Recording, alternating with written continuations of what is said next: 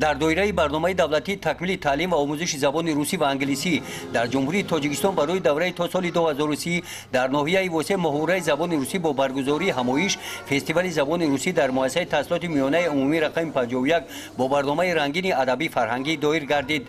این شورابینی را تربیت گیرندگان مؤسسه‌های تا مکتبی ناحیه آغاز بخشیدند.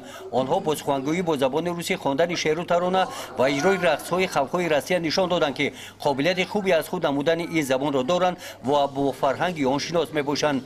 در گوشه دیگر از زمان نورس عکس‌های ادیبان روس قهرمان‌های اثرهای بدیعی از ایجادیات ادیبان روس را با صنعت بلند تصویری روی کاغذ آوردند. فستیوال زبان روسی با پیشنهاد شعبه معارف ناحیه راه اندازی گردیده در آن از نتیجه های به این مناسبت چهاربینی های در مؤسسه های تعلیمی مدت یک ماه گذرانده شده بهاگذاری کرده شد. در این همایش خواهد گردید که زبان روسی نه تنها واسطه تعلیم بلکه اساس دسترسی به ادبیات های بدیعی برای آموزش اثرهای ادیبان روس و صقل دادن سویه دانش و در سمت وسیع گردیدن جهانبینی نسل نورس مساعدت می‌نماید.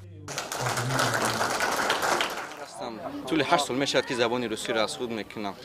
در طول 8 سال من از زبان در طول آموختن زبان روسی در خودم یک جهانی نو را میکشایم.